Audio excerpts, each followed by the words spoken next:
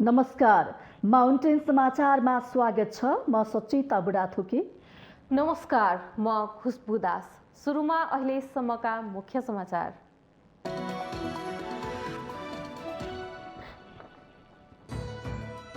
देशलाई परनिर्भर बनाएका शासकहरूले हरेक क्षेत्रलाई निकममा तुल्याउँदै 30 वर्षसम्म शासन गरेको वर्तमान पुस्ता भविष्यका लागि समेत बोझ हुने देखियो। जेलमा रहेका विप्लव नेतृत्वको नेकपाका नेता कार्यकर्ता रिहाई गर्न गृहकार्य भइरहेको कार्यवाहक प्रधानमन्त्री बालकृष्ण खाँडको भनाई। मुलुकमा शान्ति स्थापना गर्ने प्रतिबद्धता। अदालतको समस्याबारे सत्तारूढ गठबन्धनको धारणा छिट्टै सार्वजनिक हुने माओवादी अध्यक्ष पुष्पकमल दाहालको भनाई। अर्ली इलेक्सनको सम्भावना नरहेको प्रश्नोक्ति। विद्युत यस्तबारी साधन प्रयोग गर्न ऊर्जा मन्त्री पम्फा भुषालको आह्वान। मुलुकको व्यापार घाटा कम गरी आत्मनिर्भर अर्थतन्त्र बनाउन विद्युत यस्तबारी साधनको प्रयोग गर्नुपर्नेमा जोड। नाराबाजीबाट सुरु भएको प्रतिनिधि सभाको 9औं र राष्ट्रिय सभाको 10औं अधिवेशन नाराबाजीमै सकियो। 52 दिन चलेको संसद समय कटाउने थलो बन्यो। जलवायु परिवर्तन विरुद्ध एकजुट हुन संयुक्त राष्ट्र सङ्घका महासचिव गुटेरेसको आह्वान। शक्ति राष्ट्रहरूबीच देखिएको अविश्वासको वातावरणप्रति चिन्ता व्यक्त। र आइसिसी टी20 विश्वकप क्रिकेटमा इङ्ल्यान्डले लगातार तेस्रो जित। इङ्ल्यान्डद्वारा अस्ट्रेलिया 8 विकेटले पराजित।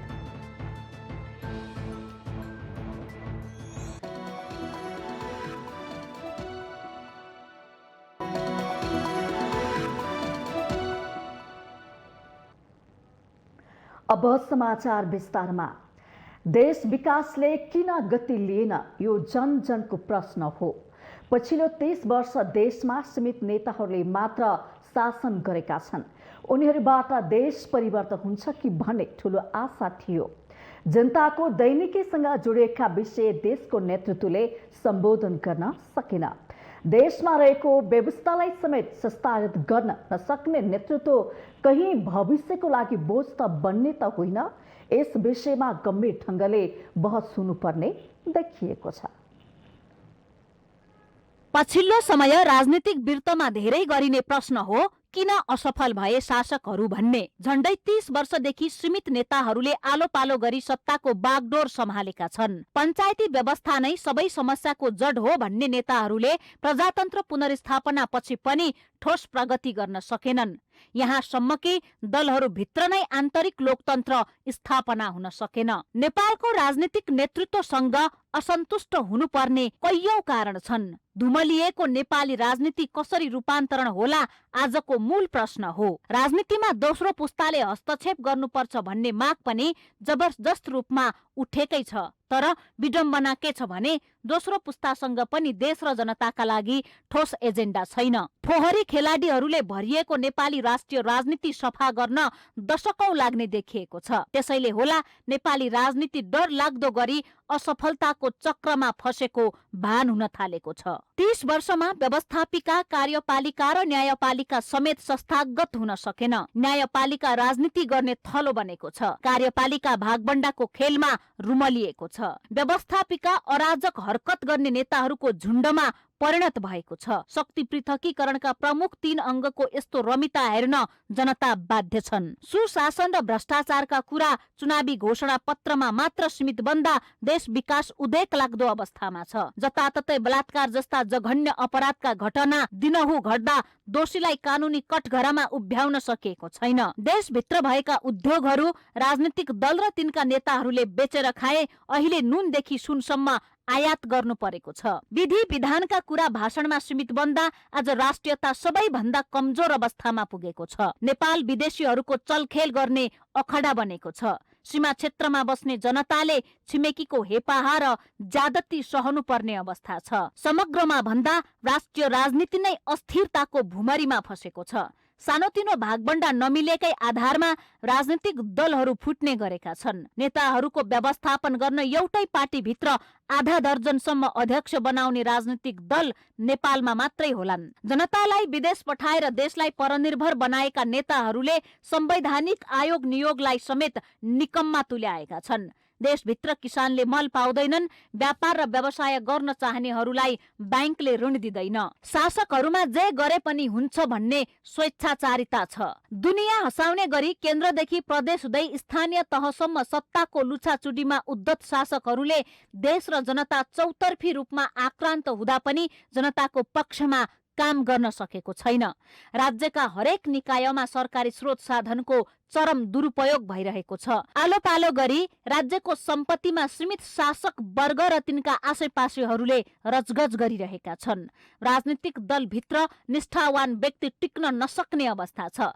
पार्टीका महाधिवेशनदेखि आम निर्वाचनसम्म टिकट किनबेच राजनीतिक दलका लागि सामान्य विषय बनेको छ। समावेशी समानुपातिक सिद्धान्तको धज्जी उडाउँदै पदहरू किनबेचको विषय बनाएको नेतृत्व देश र जनताप्रति जवाफदेही छैन। उनीहरूले जारी गरेको नेपालको नयाँ संविधानलाई आफू अनुकूल व्याख्या गरेर संविधानको समेत चरम दुरुपयोग भइरहेको छ। आफ्ना नागरिक काम खोज्न विश्व श्रम बजारमा भौतारिएको बेला नेतृत्व भने आत्मनिर्भरताका ठूला ठूला कुरा गरेर आत्मरतिमा रमाएको छ। झण्डै 30 वर्षदेखि आलो पालो गरी सरकारमा रहेकाहरू आफू त असफल भए, साथै उनीहरूले देश र जनतालाई समेत सयौं वर्ष पछि धकेलेका छन्। यो पुस्ताले न देश बनाउन सक्यो, न देश बनाउने जग बसाल्न सक्यो। एकले अर्कोलाई घोषपेच गर्नुमै दशकौं बिताएका नेताहरूले बोल्ने भाषा समेत तल्लो स्तरको छ। त्यसैले होला वर्तमान पुस्ता भविष्यका लागि समेत बोझ हुने देखिएको छ। माउन्टेन टेलिभिजन एसडी राजनीतिक ब्युरो। कार्यवाहक प्रधानमन्त्री बालकृष्ण खाँडले जेलमा रहेका नेत्रविक्रम चन्द नेतृत्वको नेकपाका नेता कार्यकर्ताहरूको रिहाईको लागि सरकारले गृह कार्य गरिरहेको बताउनु भएको छ। गृहमन्त्री समेत रहनुभएका उहाँले पार्टीका नेता कार्यकर्ताहरूको मुद्दा फिर्ता लिने प्रक्रिया पनि कानुनी रूपमै टुङ्ग्याउने गरी सरकारले महान्यायाधिवक्ताको कार्यालय, कानुन मन्त्रालय र गृह मन्त्रालयमा छलफल गरिरहेको स्पष्ट पार्नुभयो। कार्यवाहक प्रधानमन्त्री खाँडले सो पार्टीका एउटै बन्दीलाई 6-7 वटासम्म मुद्दा लागेको पाइएको उल्लेख गर्दै उनीहरूलाई कसरी मुक्त गर्ने भन्ने विषयमा नेताहरूसँग छलफल भइरहेको जानकारी समेत दिनुभयो। उहाँले सो पार्टीको मुद्दा लागेका बन्दी जीवन बिताइरहेकाहरूको संख्या यकिन गर्ने काम सरकारले गरिरहेको बताउनुभयो। सरकार शान्ति प्रक्रियालाई निष्कर्षमा पुर्याएर मुलुकमा शान्ति स्थापना गर्न प्रतिबद्ध रहेको कार्यवाहक प्रधानमन्त्री खाँडको भनाइ छ। टुङ्गियोस्, फिर्ता लिन सकियोस् या टुङ्गियोस् र बन्दीहरू पनि प्रक्रियाहरू पनि मुक्त हुनु भन्ने नै हाम्रो चाहना छ।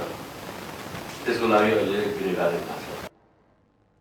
कार्यवाहक प्रधानमन्त्री खाँडले शान्ति प्रक्रियालाई निष्कर्षमा पुर्याउन सरकारले राजनीतिक दलहरूसँगको छलफललाई प्राथमिकता दिइरहेको पनि बताउनुभयो।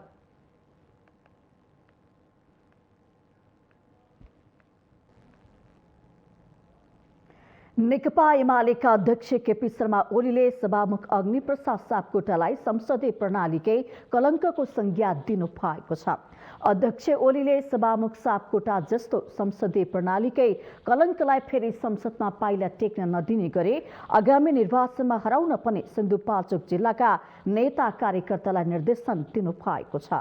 नेकपा एमाले सिन्धुपाल्चोक काठमाडौँ सम्पर्क मञ्चले शनिबार काठमाडौँमा आयोजना गरेको कार्यक्रममा उहाँले सभामुख सापकोटाले सभामुखको गरिमा मात्रै नराखेको नभई संसदीय व्यवस्थाको कुनै पनि मर्यादा कायम राख्न नसकेको गम्भीर आरोप पनि लगाउनु भयो। देख्न पाउनुहुन्छ कलङ्क संसदीय व्यवस्थाका संसदको सभामुखको गरिमाको त कुरै छोड, कुनै मर्यादा छैन। अध्यक्ष ओलीले माओवादी केन्द्रका अध्यक्ष पुष्पकमल दाहाललाई देश बर्बाद पार्ने काममा मात्रै सरिक हुने पात्रको रूपमा चित्रण पनि गर्नुभयो। पदीय कर्तव्य पालना नगर्ने संवैधानिक परिषदको सदस्यको उपस्थित हुनुपर्छ र उसले आफ्नो निर्णयमा सहभागिता जनाउनुपर्छ र उसले आफ्नो योगदान गर्नुपर्छ। अनुपस्थित भएर असहयोग गरेर देश चल्नै नदिने, बर्बाद गर्ने प्रचण्ड नीति, प्रचण्डको नीति भनेको देश बर्बाद गर्ने। अध्यक्ष ओलीले आफू प्रधानमन्त्री हुँदा बालुवाटारमा करोडौंको भाँडाकुँडा किन्यो भनेर माओवादी केन्द्रका अध्यक्ष पुष्पकमल दाहालले दिएको अभिव्यक्तिको पनि खण्डन गर्नु भएको छ। उहाँले नयाँ नयाँ कथा हाल्ने नेताको रूपमा दाहाल रहेको उल्लेख गर्दै प्रधानमन्त्री हुँदा करोडौंको भाँडाकुँडा किनेको भन्ने कुरा सत्य नभएको स्पष्ट पनि पार्नुभयो।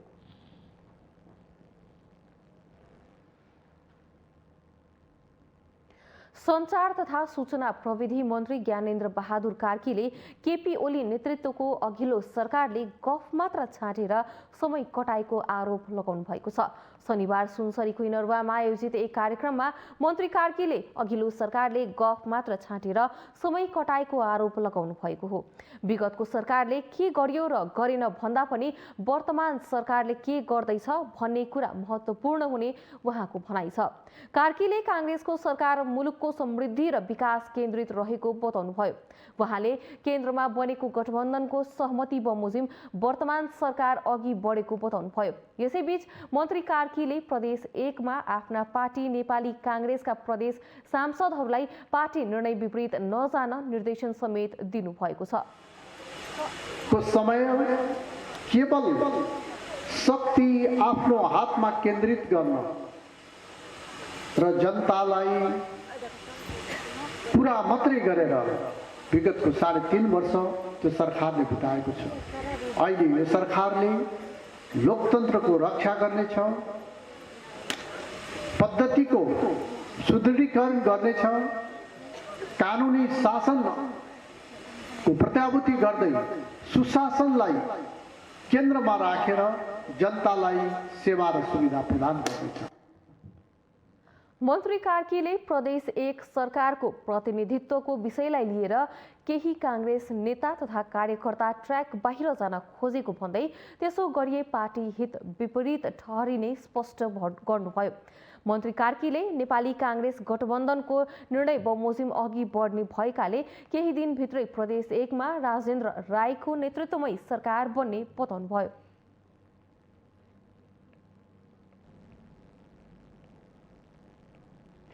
सत्ता साझेदार नेकपा माओवादी केन्द्रका अध्यक्ष पुष्पकमल दाहालले अदालतको समस्याबारे सत्तारूढ गठबन्धनको धारणा छिट्टै सार्वजनिक गर्ने बताउनु भएको छ। अध्यक्ष दाहालले गठबन्धन दलका नेताहरू कोही कता हुने स्थिति रहेकाले अदालतमा देखिएका समस्याबारे छलफल हुन केही दिन ढिलाइ भएको पनि स्पष्ट पार्नुभयो। शनिबार जनकपुरमा विमानस्थलमा सञ्चारकर्मीसँग उहाँले गठबन्धन दलको बैठक बस्ने बित्तिकै समस्या समाधान हुने गरी अदालतको बारेमा साझा धारणा बाहिर ल्याउने पनि बताउनुभयो। सबै नेताहरू अहिले कोही कता भएको हुनाले हामीले बैठक बस्न 1-2 दिन ढिलो भएको छ। बैठक बस्ने बित्तिकै हामी आफ्नो धारणा बाहिर ल्याउँछौँ। यसलाई समस्या समाधान गर्ने दृष्टिकोणले नै हामी हल गर्छौँ। अध्यक्ष दाहालले अर्ली इलेक्सन हुने कुनै पनि सम्भावना नरहेको पनि स्पष्ट पार्नु भएको छ। संवैधानिक व्यवस्था र सर्वोच्च अदालतको पछिल्लो फैसलाले पनि मुलुक अर्ली इलेक्सनमा जान मिल्ने अवस्थामा नरहेको उहाँको तर्क छ। पनि त्यो परिकल्पना गरेको छैन। दोस्रो कुरा, भर्खरै सर्वोच्च अदालतले गरेको फैसलाले पनि अर्ली इलेक्सन हुँदैन। कोही कन्फ्युजनमा पर्नु पर्दैन। राष्ट्रिय सभाको निर्वाचनमा सत्तारूढ गठबन्धनले मिलेर चुनाव लड्ने सैद्धान्तिक सहमति भइसकेको उहाँले जानकारी दिनुभयो। उहाँले अध्यादेश ल्याएर भए पनि नागरिकता विधेयक अगाडि बढाउन आफूहरू तयार रहेको पनि बताउनु भएको थियो। ऊर्जा जलस्रोत तथा सिंचाई मन्त्री पम्फा भुसालले विद्युतीय सवारी साधन प्रयोग गर्न आह्वान गर्नुभएको छ। मन्त्री भुसालले मुलुकको व्यापार घाटा कम गरी आत्मनिर्भर अर्थतन्त्र बनाउन तथा स्वच्छ वातावरण सहितको समुन्नत राष्ट्र निर्माण गर्न विद्युतीय सवारी साधनको प्रयोगमा जोड दिनुभएको हो। शनिबार ललितपुरको जावला खेलमा विद्युतीय सवारी र्यालीलाई सम्बोधन गर्दै उहाँले विद्युतीय सवारी साधन सस्तो पनि हुने र यसलाई चलाउन आवश्यक बिजुली मुलुकमै पर्याप्त रहेको बताउनुभयो। मन्त्री भुसालले पेट्रोलियम पदार्थको खरिद गर्दा मुलुक ठूलो व्यापार घाटामा गएको उल्लेख गर्दै त्यसलाई न्यून गर्नको लागि पनि विद्युतीय सवारीको प्रयोग आवश्यक रहेको बताउनुभयो। व्यापार घाटालाई समाधान गर्न र राष्ट्रिय आत्मनिर्भर अर्थतन्त्रको विकासमा ऊर्जाको भूमिका 1 नम्बर हुन पुग्छ। त्यसैले अब जसले गाडी किन्छौँ, जुन स्तरका साना मोटरसाइकल होस् या मध्यम खालका कार जीपहरू होस् या सार्वजनिक यातायात ठुला बसहरू, सबै विद्युतीय गाडीको प्रयोग गरौँ र राष्ट्रिय अर्थतन्त्रमा योगदान गरौँ।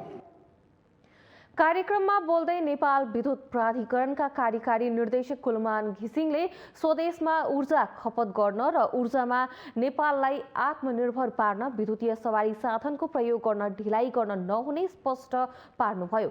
उहाँले विद्युतीय सवारी साधन सञ्चालनका लागि सबै ठाउँमा चार्जिङ स्टेसनको व्यवस्था हुने जानकारी दिनुभयो। इलेक्ट्रिकल गाडी अहिले कार र स्कुटर मात्रै होइन, बस र ट्याक्सी सबैमा इलेक्ट्रिकल गाडी नै प्रयोग गर्नुपर्छ। मास ट्रान्जिटमा पनि इलेक्ट्रिकल गाडी नै प्रयोग गर्नुपर्छ। यसले नेपालभित्रको हाम्रो इनर्जी खपत हुन्छ र हामी आत्मनिर्भर जान्छौँ। सबै चिज इलेक्ट्रिसिटीबाट नै चल्ने भयो भने वातावरण पनि एकदम स्वच्छ हुन्छ। वैकल्पिक ऊर्जा प्रवर्धन केन्द्रले 25औं वार्षिक उत्सवमा गरेको विद्युतीय सवारी र्याली जावलाखेलदेखि सुरु भएर भृकुटी मण्डपमा सकिएको थियो।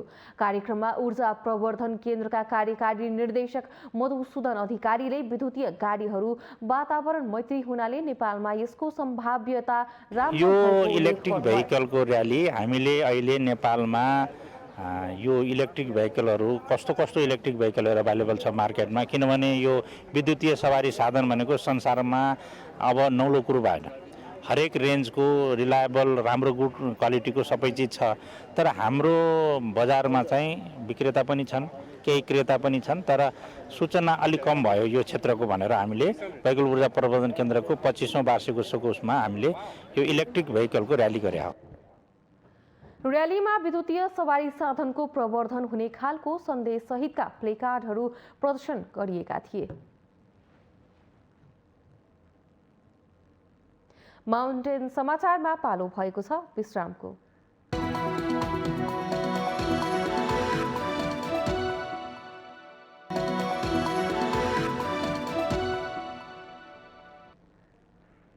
विश्रामपछि स्वागत छ। अब बाँकी समाचार। नाराबाजीबाट सुरु भएको संघीय संसद प्रतिनिधि सभाको 9औं र राष्ट्रिय सभाको 10औं अधिवेशन नाराबाजीमै सकिएको छ। गत भदौ 23 गतेबाट सुरु भएको अधिवेशनमा प्रमुख प्रतिपक्षी दल नेकपा एमाले संसद अवरोधको नीति लियो। 52 दिनको अवधिमा प्रतिनिधि सभाका 12वटा बैठक बसे पनि त्यसले कुनै महत्त्वपूर्ण बिजनेस दिन नसकेको कारण महत्त्वपूर्ण विधेयक र सन्धि सम्झौताहरू अलपत्र परेका छन्। गत भदौ 23 गतेदेखि कार्तिक 11 गतेसम्मको 52 दिनको अवधिमा प्रतिनिधि सभाका 12वटा र राष्ट्रिय सभाका 7वटा बैठक बसे।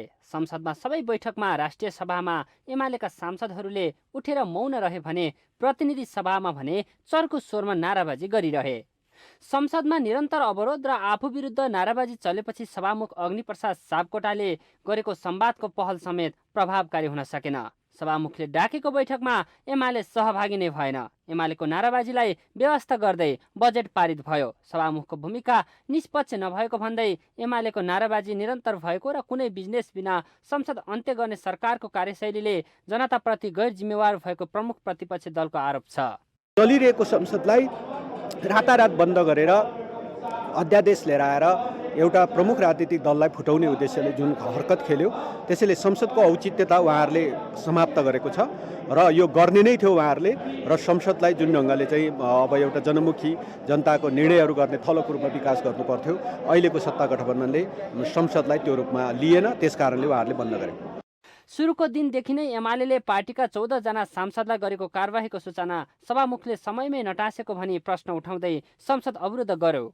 तर सभामुखले एमालेको विरोधका बावजुद पनि संसदलाई निरन्तरता दिइरहनु भयो। 52 दिनको अवधिमा एमालेको विरोधका बीच संसदबाट बजेट पारित भयो। संघीय संसद सचिवालयका अनुसार हाल संघीय संसदमा 55वटा विधेयक विचाराधीन छन्। प्रतिनिधि सभामा 42 र राष्ट्रिय सभामा 13वटा विधेयक विचाराधीन छन्। यीमध्ये प्रतिनिधि सभामा दर्ता भएका 12वटा र राष्ट्रिय सभामा दर्ता भएका 3वटा विधेयक त सभामा पेश समेत भएका छैनन्। प्रमुख प्रतिपक्षको विरोधका कारण संसदले महत्त्वपूर्ण बिजनेसहरू दिन नसकेको सत्ता गठबन्धनको आरोप छ।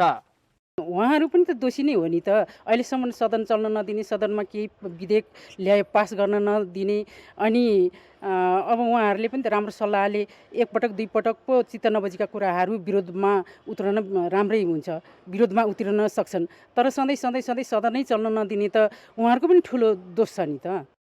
जनताको प्रतिनिधि गर्ने थलो संसद सरकारको एकलौटी निर्णय र प्रतिपक्षको विरोधका कारण झन्डै 2 महिनासम्म बिजनेसविहीन रह्यो। यसबाट संसदले पारित गर्नुपर्ने महत्त्वपूर्ण विधेयक लगायतका सन्धि सम्झौताहरू समेत अलपत्रमा परेका छन्। तर सत्तापक्ष र प्रतिपक्षका दलहरूले भने एक अर्कालाई दोष दिएर पन्छिन खोज्दैछन्।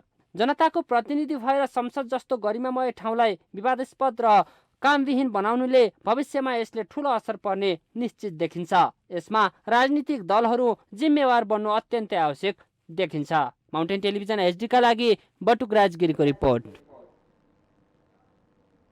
राष्ट्रपति विद्यादेवी भण्डारीले शनिबार बिहान मुस्ताङ स्थित मुक्तिनाथ मन्दिरमा पूजा अर्चना गर्नुभएको छ। मुक्तिनाथको दर्शनका लागि राष्ट्रपति काठमाडौँबाट नेपाली सेनाको हेलिकप्टर मार्फत मुक्तिनाथ पुगेको राष्ट्रपति कार्यालयले जनाएको छ।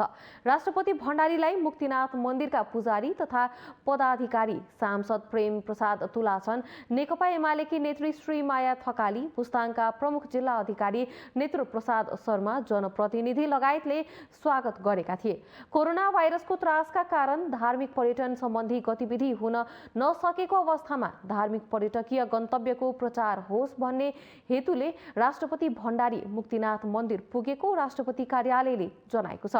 राष्ट्रपति भण्डारी बागलुङमा अवस्थित ढोरपाटन शिकार आरक्षीको अवलोकन भ्रमण पनि गर्नुभएको छ।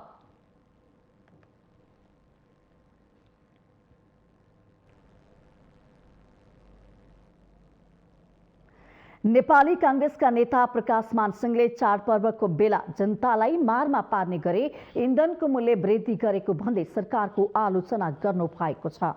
नेता सिंहले जनतालाई राहत दिने बेलामा ग्यास, पेट्रोल, डिजेल सहितका अत्यावश्यक इन्धनको मूल्य वृद्धि गरेको भन्दै तत्काल मूल्य वृद्धि नियन्त्रण गर्न सरकारको ध्यानाकर्षण गराउनु भएको हो। नेपाली कांग्रेस सुनसरी काठमाडौँ सम्पर्क समितिले शनिबार काठमाडौँमा आयोजना गरेको कार्यक्रममा बोल्दै उहाँले निर्वाचनमा जाने बेला मूल्य वृद्धि गरेर आफ्नै पार्टी नेतृत्वको सरकारले जनतालाई जवाफ दिन नसक्ने अवस्था बनाएको भन्दै असन्तुष्टि व्यक्त गर्नुभयो। यो चाहिँ ओइल निगमदेखि लिएर सबै ठाउँमा यो चाहिँ बजारमा यो मार्केटलाई चाहिँ कन्ट्रोल गर्नको लागि जुन मन्त्रालय छ, मेकानिजम छ, यी सबै कुराहरूलाई त लागू गर्नु पर्यो नि त। आफूले गर्नुपर्ने काममा चाहिँ वास्ता नगर्ने, अनि त्यसको समाधान के हो? जनतालाई मार पार्ने गरिकन चाहिँ जुन यो चाहिँ मूल्य अब वृद्धि गरेको छ, यो चाहिँ बिल्कुल एउटा चाहिँ डेमोक्रेटिक पार्टीको लिडरसिपमा चाहिँ भएको सरकारले चाहिँ गर्न नहुने काम गरेको छ। यसमा चाहिँ सरकारले चाहिँ आफ्नो ध्यान चाहिँ त्यसमा चाहिँ दिनु चाहिँ जरुरत छ भन्ने मलाई चाहिँ लागेको छ। नेता सिंहले सरकारले मुलुकलाई भ्रष्टाचार मुक्त बनाउने, जनतालाई राहत दिने काममा विशेष ध्यान दिन जरुरी रहेकोमा पनि जोड दिनुभयो। उहाँले 14औं महाधिवेशनमा पुरानो नेतृत्वलाई निरन्तरता दिएर पार्टीलाई झनै कमजोर बनाउने गल्ती नगर्न नेता कार्यकर्तालाई आग्रह समेत गर्नु भएको छ।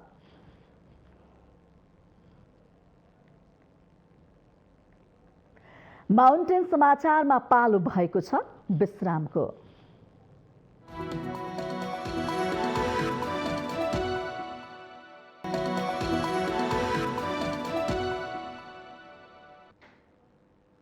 विश्रामपछि स्वागत छ। अब बाँकी समाचार। मेरुदण्डको समस्या एउटा जटिल शारीरिक अवस्था हो। सम्पूर्ण शरीरको गतिलाई नियन्त्रण र सञ्चालन गर्न मुख्य अङ्ग मेरुदण्डको समस्याबाट ग्रसित हुनेको संख्या पछिल्लो समय बढ्न थालेको छ। त्यसमा पनि महिलाहरूको संख्या बढी छ। सबल र सक्षम महिलालाई पनि आफ्नो क्षमता अनुसारको काम गर्न कठिन भइरहेको नेपाली समाजमा मेरुदण्डको समस्या झेलिरहेका महिलाहरू झनै उपेक्षित भएका छन्। उहाँ हुनुहुन्छ मेरुदण्ड पक्षघातबाट पीडित लक्ष्मी कुँवर। 15 वर्षको उमेरमा रुखबाट खसेर ढाडमा चोट लागेपछि लक्ष्मी सामान्य जीवनबाट व्हील चेयरमा पुग्नु भएको छ।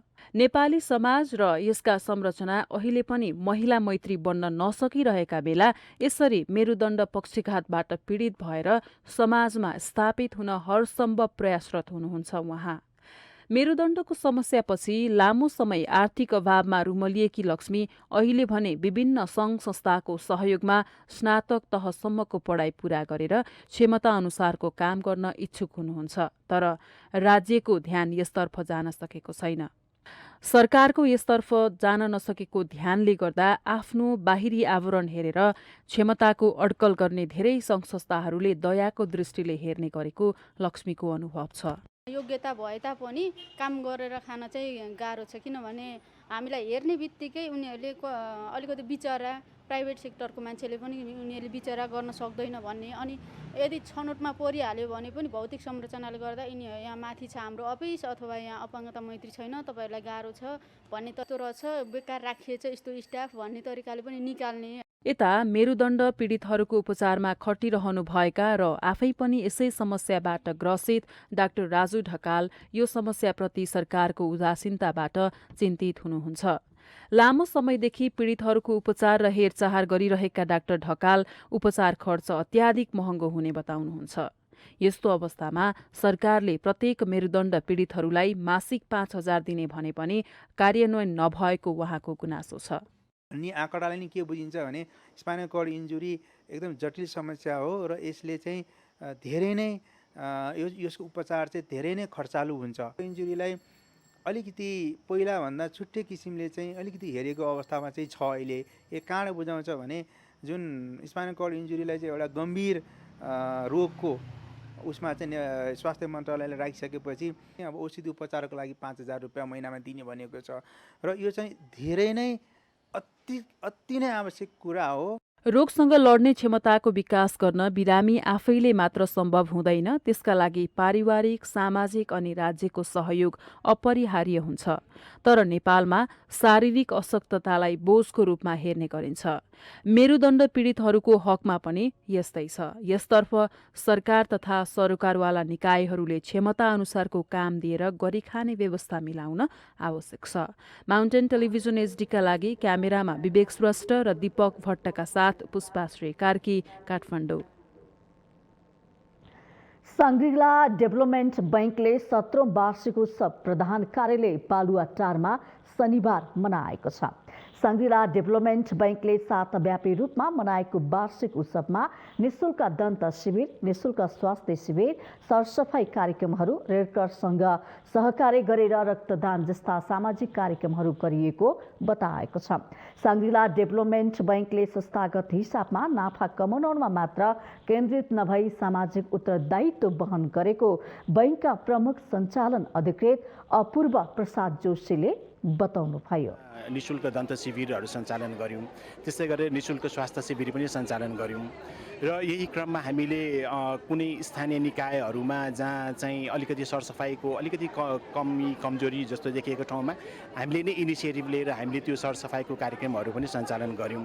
योपालि चाहिँ हामी ब्याङ्कहरू भनेको नाफामूलक मात्र संस्था होइन, हामीले चाहिँ जुन समाजबाट केही लिएका छौँ भने समाजलाई पनि केही दिनुपर्छ, हाम्रो सामाजिक उत्तरदायित्व पनि छ भन्ने एउटा सन्देश दिन खोजेका छौँ। कार्यक्रममा अध्यक्ष अच्युत प्रसाईले छोटो समयमा नै बैंक विस्तार भएको भन्दै नेपालभरि नै शाखा खोल्ने तयारीमा रहेको पनि बताउनुभयो।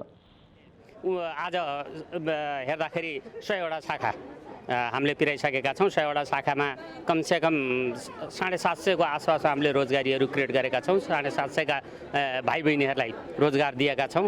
यसैमा गर्व मानेर हामी अगाडि बढ्दैछौँ, भाइ बहिनीहरूलाई क्रियाशील बनाएर अगाडि बढ्दैछौँ। समाजसेवातिर पनि हामी कन्टिन्यू लागिरहन्छौँ कि सालभरि नै समाजसेवामा लागिरहेका हुन्छौँ र आज विशेष आज पनि केही न केही गरौँ भनेर हामीले इनेबल नेपाललाई अलिकति 2 लाख रुपियाँ सहयोग गरेर भाइ बहिनीहरूका हात खुट्टा नभएका भाइ बहिनीहरूलाई हात खुट्टाको लागि हामीले सहयोग गरेका छौँ र आउँदा दिनमा नि यसरी गइरहेछ। कार्यक्रममा बैंकले कर्मचारीहरूलाई सम्मान पत्र वितरण गर्नुका साथै सांग्रिला प्रोडक्टको उद्घाटन पनि गरेको थियो।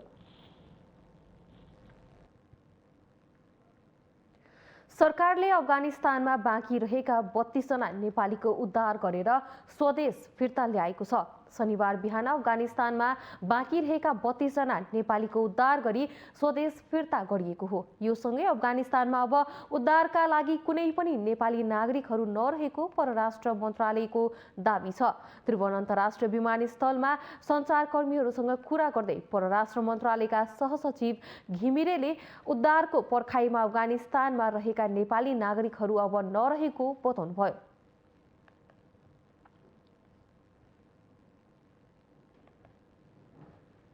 परराष्ट्र मन्त्रालयका अनुसार तालिबानी लडाकुले अफगानिस्तानमा कब्जा गरेपछि त्यहाँ उद्धारको पर्खाइमा रहेका 906 जना नेपाली नागरिकको यसअघि नै उद्धार गरिएको छ।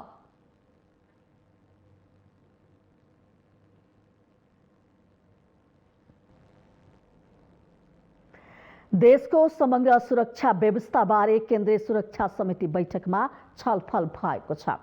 कार्यवाहक प्रधानमन्त्री समेत रहनुभएका गृहमन्त्री बालकृष्ण खाँडको अध्यक्षतामा शुक्रबार गृह मन्त्रालयमा बसेको बैठकमा समग्र सुरक्षा स्थितिबारे छलफल भएको हो। समितिको बैठकमा सीमा नाकामा थप कडाई गर्ने निर्णय भएको छ। यसका लागि नाकामा सीसीटीभी जडान गर्ने, नाकामा आवत जावत गर्दा अनिवार्य रूपमा परिचय पत्र देखाउनु पर्ने व्यवस्था गर्ने, अध्यागमन एवं सुरक्षा निकायको परिचालन अझ प्रभावकारी गराउने निर्णय भएको छ। बैठकमा भएको अफगानी र अन्य देशका नागरिक कति छन् भन्ने बारेमा पनि सुरक्षा निकायका प्रमुखहरूले कार्यवाहक प्रधानमन्त्री खाँडलाई ब्रिफिङ गरेका थिए। गृहमन्त्री खाँडले अनधिकृत रूपमा विदेशीलाई नेपाल प्रवेश गर्न नदिन सीमा नाका तथा अन्तर्राष्ट्रिय विमानस्थलमा कडाई गर्नुपर्नेमा जोड दिनुभएको थियो।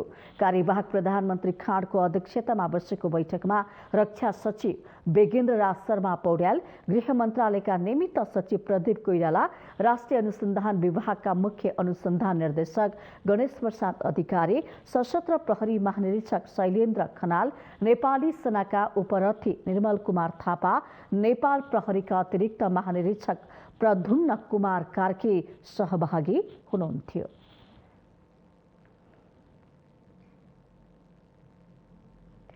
हामीसँग आर्थिक, अन्तर्राष्ट्रिय र खेल समाचार बाँकी नै छन्। माउन्टेन समाचारमा पालो भएको छ विश्रामको।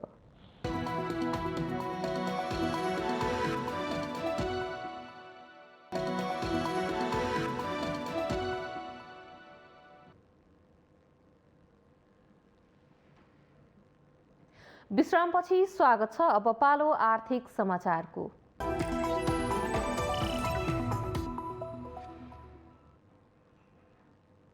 नेपाल पर्यटन बोर्डले संयुक्त राष्ट्र सङ्घीय विकास कार्यक्रम UNDP-सँगको सहकार्यमा दिगो पर्यटन परियोजना सञ्चालनमा ल्याएको छ। परियोजना अन्तर्गत काठमाडौँ उपत्यका लगायत देशका प्रमुख पर्यटकीय गन्तव्यहरूको विकास गर्ने लक्ष्य छ। बोर्डको यस कामले पर्यटन गन्तव्यको विकासमा टेवा पुग्ने त छ नै, 2 वर्षदेखि आय आर्जन गुमाएर बसेका पर्यटन क्षेत्रका मजदुरहरूले थोरै भए पनि राहत महसुस गर्न पाएका छन्। विगत 2 वर्षदेखि कोभिडले थला परेको पर्यटन व्यवसाय बिस्तारै जुर्मुराउँदैछ। नेपालले खोप लगाएका विदेशीलाई प्रवेश खुला गरेपछि पर्यटकको आवागमन पनि बढ्दै गएको छ।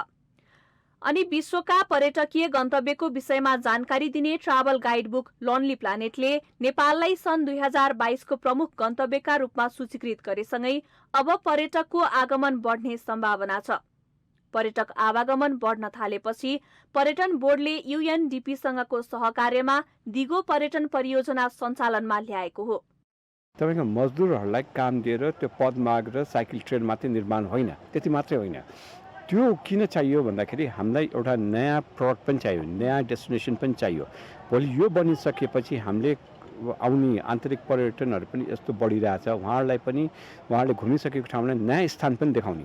अब यसले गर्दा के भयो भने एकातिर उहाँहरूले काम पनि पाउनुभयो, नयाँ ठाउँ पनि बन्यो, त्यसपछि चाहिँ यो एउटा नयाँ पर्यटकीय उपजको रूपमा पनि स्थापित भयो। बोर्डले यस कार्यक्रम अन्तर्गत पदमार्ग, सांस्कृतिक सम्पदा क्षेत्र, राफ्टिङ र जलसाय लगायत अन्य पर्यटकीय क्षेत्रमा परियोजना सञ्चालन गर्न लागेको हो। बोर्डबाट वर्षदेखि कोभिडका कारणले चाहिँ जीविकोपार्जन गर्न एकदम मुस्किल भएको ट्रेकिङ मजदुरहरू मात्र छौँ होइन। अनि 2 वर्षसम्म चाहिँ काम रोजगार नपाउँदा चाहिँ UNDP र NTP र तानले चाहिँ यसरी हामीले प्रोजेक्ट दिँदा चाहिँ हामीले काम गरिरहेछौँ। काम धेरै गाह्रो छैन। यसरी हामीले साइकल ट्र्याक निर्माण काम सुरु गरिरहेछौँ। अझै चाहिँ हाम्रो 8औं दिन भएको छ, अझै हाम्रो 2 दिन बाँकी छ। अहिलेको यो हाम्रो जुन गरिरहेको कार्यक्रमहरू ज्यादै उदाहरणीय छ र हामीहरू एउटा पैसा कमाउनु भन्दा पनि एउटा हाम्रो जुन हामी ट्रेकिङ क्षेत्रमा जति थियौँ अहिले खालको हामी डिप्रेसन जस्तै भइसकेको थियौँ। जस्तै 2 वर्ष भनेको बिना काम बस्नु भनेको धेरै गाह्रो कुरो। तर अहिले चाहिँ यो सरकारले यो प्रोजेक्टहरू ल्याएको हुनाले हामी एक खालको जस्तै कम्प्युटरमा भने माउसलाई गरेर चाहिँ क्लिक गरेर चाहिँ रिफ्रेस बनाएको जस्तो एउटा रिफ्रेसनेस चाहिँ भएको छ। यो पक्कै कुरो। नेपालको अर्थतन्त्रमा ठूलो टेवा पुर्याउने पर्यटन क्षेत्र कोभिडका कारण केही समय ठप्प जस्तै बन्यो। अब बिस्तारै जुर्मुराउन लाग्दा नयाँ गन्तव्य पहिचान तथा तिनको विकास गरी चलायमान बनाउनु आजको आवश्यकता हो। पर्यटन बोर्डले UNDP-सँग सहकार्य गरेर ल्याएको यस परियोजनाले पर्यटकीय क्षेत्रको विकासका साथै कोभिडका कारण रोजगारी गुमाएका यस क्षेत्रका श्रमिकहरूले अल्पकालीन रूपमा भए पनि केही आय आर्जन गरेका छन्। क्यामेरामा निखिल कपालीका साथमा अप्सरा गौतम, काठमाडौँ।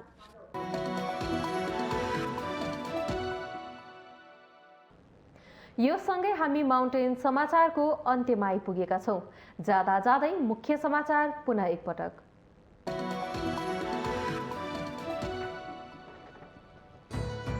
देशलाई परनिर्भर बनाएका शासकहरूले हरेक क्षेत्रलाई निकम्मा तुल्याउँदै 30 वर्षसम्म शासन गरेको वर्तमान पुस्ता भविष्यका लागि समेत बोझ हुने देखियो। जेलमा रहेका विप्लव नेतृत्वको नेकपाका नेता कार्यकर्ता रिहा गर्न गृहकार्य भइरहेको कार्यवाहक प्रधानमन्त्री खाँडको भनाई। मुलुकमा शान्ति स्थापना गर्ने प्रतिबद्धता। अदालतको समस्याबारे सत्तारूढ गठबन्धनको धारणा छिट्टै सार्वजनिक हुने माओवादी अध्यक्ष पुष्पकमल दाहालको भनाई। अर्ली इलेक्सनको सम्भावना नरहेको प्रश्नोक्ति।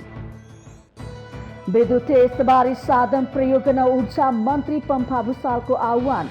मुलुकको व्यापार घाटा कम गरी आत्मनिर्भर अर्थतन्त्र बनाउन विद्युतीय सवारी साधनको प्रयोग गर्नुपर्नेमा जोड। नाराबाजीबाट सुरु भएको प्रतिनिधि सभाको 9औं र राष्ट्रिय सभाको 10औं अधिवेशन नाराबाजीमै सकियो। 52 दिन चलेको संसद समय कटाउने थलो बन्यो। जलवायु परिवर्तन विरुद्ध एकजुट हुन संयुक्त राष्ट्र सङ्घका महासचिव गुटेरेसको आह्वान। शक्ति राष्ट्रहरूबीच देखिएको अविश्वासको वातावरणप्रति चिन्ता व्यक्त। र आइसिसी T20 विश्वकप क्रिकेटमा इङ्ल्यान्डको लगातार तेस्रो जित। इङ्ल्यान्डद्वारा अस्ट्रेलिया 8 विकेटले पराजित।